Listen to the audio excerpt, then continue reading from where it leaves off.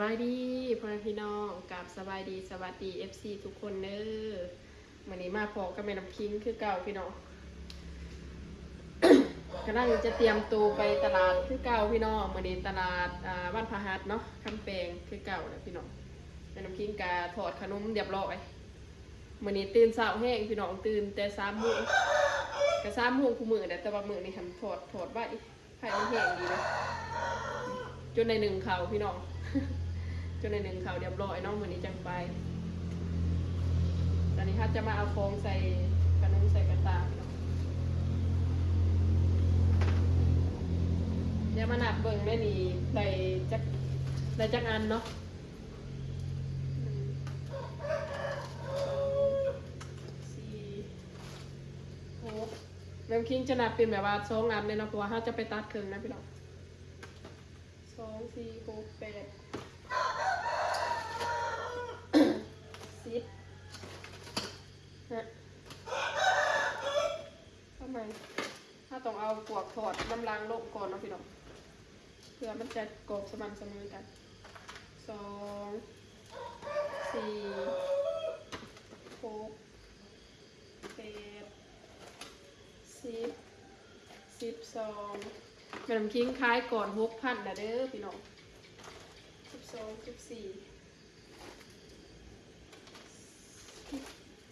6 18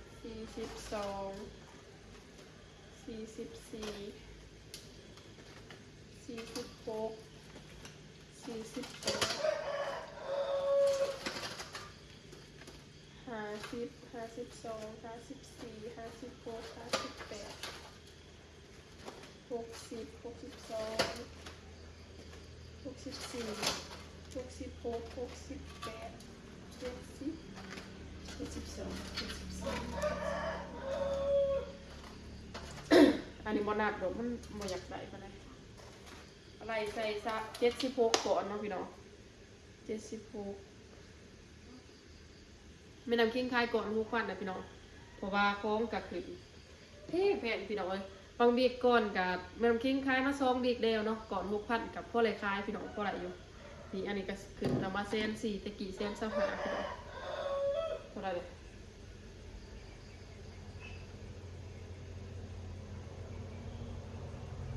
ก็สิได้อยู่ประมาณ400,000ปลายพี่น้องเนาะ400,000ปลายก็เดี๋ยวสิมาลงค่าน้ำมันเป็นดอกมะยมนี้30เก้าดอก25ดอก25ดอก38ก็ลบ20ลบ30ลบแปงลบอันนี้ออกเนาะก็จะเสียไปน้ำคิงคายได้ประมาณเท่าไรเห็นไหมพี่น้องการคายเวิร์ดได้เลยก็สิได้เด็กๆน้อยๆเนาะพี่น้องได้กำได้ดำประมาณเดือนอยู่ประมาณ200,000ปลาย200,000เดี๋ยวพี่น้องแค่นี้เดี๋ยวว่าของมันแพงมือนี่พี่น้องเลยได้บ่ลายขายเบิดนี่ได้เงินแต่ประมาณ400,000นึงได้เครื่องขึ้นเครื่องกำไรเนี่ยไรกันนะบริบัตรกำไรได้400,000เอาเขาขายก่อน6,000เนาะสิได้อยู่น้อยนึงพี่น้องมันแพงอีหยังก็ขึ้นเปลืองเนี่ยกับมีแต่น้ำมันนี่เด็ดพี่น้องมันแพงน้ำมันนะเนี่ยอื่นกับบ่ปานใดดอก1,400กะถอด2 เทื่อเนาะกะสิเว้ากับแบบว่าถอดได้อยู่ประมาณ8 ถุงพี่น้อง7 ถุงหรือว่า8 ถุงนี่เด็ดไล่ซ้ำ7สั่งคัน10 ถุงนี่บ่พอเนาะ10 ถุงบ่พอพี่น้องขนมปัง10 ถุงอันนี้ได้นี่4 ถุงเลยนี่ขนมปัง4 ถุงเนาะนี่พี่น้องขนมปัง4 ถุง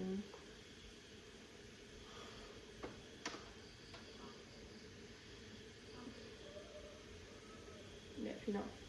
ของปะเดี๋ยวมันน้ำคิงสวยเขาก็พี่น้องเมื่อนี้ก็สิตื่นแต่เช้าเตรียมตัวแต่เช้าเนี่ยผมซื้อว่ามันแจงใบพี่น้องเหมือนหามุ้งเช้าแจงมัดเด็ไปหัวตลาดจนบัดอันนั้นโคตรมายางตลาดจนมาลายเลยเนาะ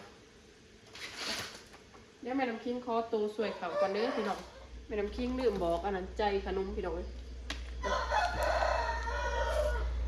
มีใจปูอัดเนาะปูอัดแต่กาใส่กรอบคือเก่าพี่น้องสำหรับใจขนมแม่น้ำคิงแต่ว่ารอบนี้จะเห็ดใจใส่ปูอัดลายกวบปกติเนาะปกติแม่น้ำคิงจะเห็ดทงหนึ่งอันนี้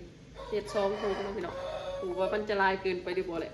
กูซื้อว่าลูกค้ามากินเนาะพี่น้องอันนี้มันจะเบิดใบกูนะแป๊บเดียวเบิดพี่น้องแม่น้ำคิงก็เลยเห็ดเพิ่มขึ้นมาอีกทงหนึ่งเนาะลูกค้าบางคนเขาก็มากแต่ว่าเขามาสวยเขาก็จะบ่ทันสินะพี่น้องอันนี้ก็บ่ปันไดบ่ขอปันไดสิประมาณนี้เนาะพี่น้องบ่เดืองขึ้นกำไรกับไรเด็กๆน้อยๆเนาะพี่น้องกับพ่อได้ซื้อของมากินเนาะกับพ่อได้เด็กเปลี่ยนซื้อเอาไปขายกับพ่อได้ของกินมาเนาะพี่น้องดีกว่าบ่ได้ไปดีกว่าบ่ได้เฮ็ดหยังพี่น้องอย่างน้อยกับบ่ได้จกเงินตัวเองได้ก็เอากำไรในนี้ไปซื้อของกินมาไว้เฮือเนาะพี่น้องปวดคันคนได้ก็สำหรับซ้ำดีค่ะก็แป๊บเดียวหรอกพี่น้องคันคนได้เลยมันก็คล้ายเบิร์ดอยู่หรอกสำหรับ4 ทงนี่เนาะแต่ว่าโบหูแต่กับโบเน่นอนที่กันพี่น้องวันนี้กับวัดพระหัตถ์บอกเดี๋ยวมาเบิ่งกันวัดจะคล้ายเบิร์ดโบเนาะกันคล้ายเบิร์ดกับไรกำไรกันคล้ายโบเบิร์ดก็คือว่ากำไรกับยูหันเบิร์ดพี่น้องก็สิได้แต่ทึดเลยนะปะเดี๋ยวไปเบิ่งน้ำกันพี่น้องไม่ต้องกินกับบริษัทคลิปตลาดโซง3 อีกเดี๋ยวดิกับบริษัทไซพี่น้องนี่ก็จักสิคล้ายหอดมือไรแหละเพราะว่าจังหน่อยกับเกี่ยวเขาเนาะพี่น้องอยากแต่ว่ายุดไปสินะบางทีเขาคุมเกี่ยวเขากับบุมีเวลาไป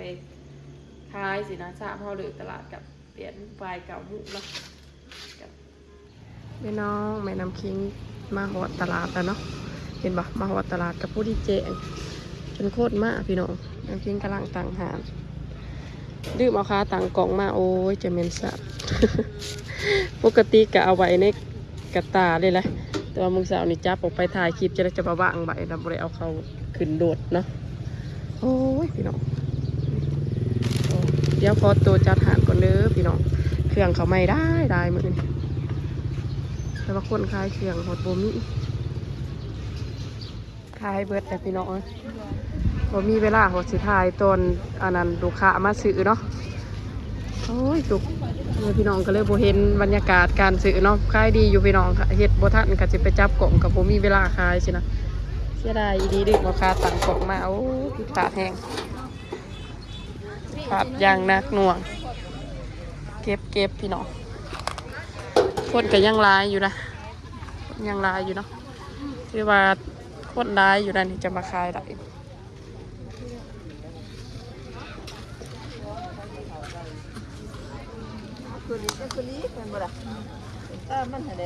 อันนี้มันกรอบเปื้อนไปพี่น้องกินบ่ได้หาคนขายของผมบ่มีคนน้อยเดียวนึงทำได้เด้อเตื่อยกะมาเนาะโอ้ไล่ไปไหนนี่จะซื้อบ่นี่ขายดีอยู่บ่คือเก่ากระทำคือเก่า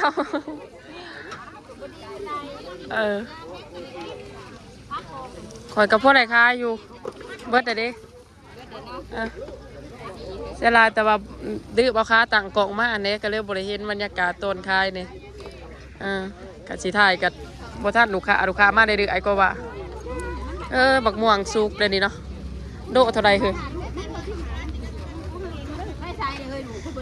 หมากใหญ่อุปูเอเปเมื่อแต่เนาะเป็นกระเทือนเจียงเนื้อหนีบลูกตะกี้เขากระโพดมันของอันขายดีคือบ้านเขากินเลยลูกดาวมาบักละลายหนึ่งจ้ายูพีเมื่อแล้วดี ยาโตะเขาก็พี่น้องพอได้ให้ลูกค้าเห็นเสียผาเนาะพี่น้องสะออนมักม่วงหักของตัวเองหักจังหน่อยกับซุกมักม่วงดังก็ค่ะแต่ว่าสีเอาไปอันนึงก็สีไปผ่าอีพอก็คือสีเสบเขาเอิดมักม่วงอีกอย่างเลยโอ้ยตันดังกับเพราะตันดังแต่อ่อนพอแล้วเอาโลเดียวโล15บ่ไปต่อยซ้อมสดเหมือนเผาเลยแล้วก็เลาะว่าวันนี้จะมาสิเบิดจะบ่ท้องหัวมันคนทำมันเป็นรั่วแม่นนะคะว่าท่านเป็นรั่ว15,000กีบเจ้าหน้ามาให้ซื้อมาให้พอไหวเขาย่ามหอนหอนเนาะคอยหันคันเธอมันมากคันซุกคำบุมากเจ้าหน้ามาให้มันยังสาวมันกับว่าท่านสวยเป็นไรพี่น้องนางคายเครื่องก็จะมาจะน้อยจะสิเก็บเหมือนกันนะเสียผ่าเขาใหม่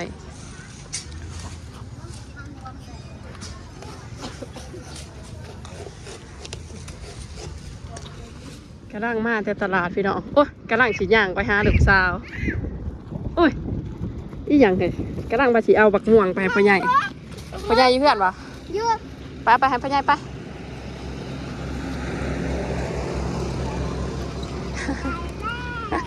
อากาย่างมาย่างไปด่ะเอื้อยคือบริไปโรงเรียนเอื้อยตื่นสวยแน่เสื้อแม่บ่ละบัดนี้ฮะแม่ว่าจังไดล่ะฮะเหตุผลที่ตื่นสวยหย่อนยังนอนเด็กป้าไปได้แม่บอกให้นอนทันยาเขาว่าบีไปเพื่อนพ่อใหญ่กันเด้อบีเด้อไปย่างนี่พี่ดูน่ะโอ้น้ำเหนียวยังไงน้ำเปื่อนไปพี่เจ้ายาชิไปย่างก็เอื่อยตื่นสวยบดไปโรงเรียนแม่เบาละช่องถุ่มนอนโดดแม่เบาตื่นแต่เลิกลุกมือเขาโรงเรียนอียังสูตรอียังเดี๋ยวเอามาใส่อันนี้ก็ได้ใส่อียังสูตรอียังส่งอียังอะนะส่งใหญ่มันมีสองขาแบบดีแหละแบบตัวเองมันมีสองขาเอาสองขานี้มาใส่อันนี้ผักเดียวมันใหญ่กว่าไรใหญ่ที่สุดขึ้นรถก็จะดีกว่าไรเจ๊ไฟจะใส่กระโปรงให้น้องพ่อใหญ่จะมากน้ำพ่อใหญ่พวกนี้นะพ่อใหญ่ไปสู่อายุเพื่อนบ่โอ้พ่อใหญ่สิว่าเอ้าคือมาอีกแล้วพ่อใหญ่สิว่าแหละผู้ได้เห็นกล่องกับบ่สบายดีป่าลุงพ่อโคตรเนาะเฮ้ยเนาะจะเป็นบ่หูขวบเฮ้ยโอ้คนบ่หูขวบเลยเนี่ยไปยายฮะมือนี่เอาปลาเพื่อนไปยายโอ้ปลาแล้วม่วงบ่ได้แล้วม่วงไปยังคือบ่ได้ฮะบ่แม่นแล้ว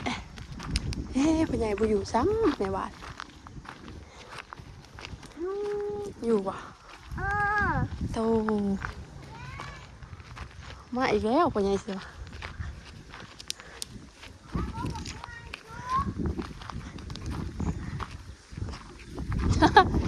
เมื่อว่าท่านหอถืออันอยู่